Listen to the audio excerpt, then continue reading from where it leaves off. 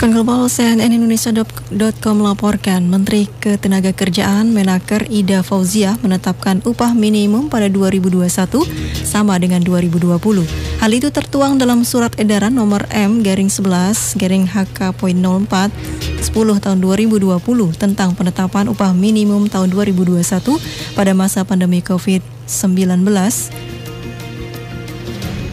Demikian dikatakan Ida, dikutip Selasa hari ini. Ida meminta penetapan dan pengumuman upah minimum provinsi 2021 dilakukan pada 31 Oktober 2020.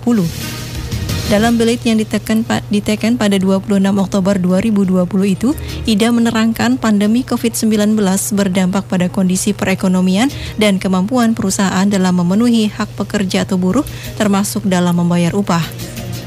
Selanjutnya, Ida meminta gubernur untuk melaksanakan penetapan upah minimum setelah tahun 2021 sesuai ketentuan peraturan perundang-undangan.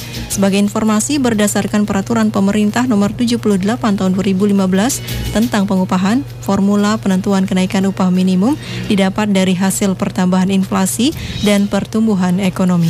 Pada 2020, upah minimum ditetapkan sebesar 8,51% yang berasal dari pertumbuhan ekonomi 5,12% dan inflasi 3,39%. Untuk tahun depan, apabila merujuk pada formula itu, upah minimum tidak naik atau maksimal kenaikan sekitar 3,1%. Proyeksi ini berasal dari perkiraan pertumbuhan ekonomi dari pemerintah sebesar 0,6% sampai minus 1,7% dan inflasi di bawah 2,5%.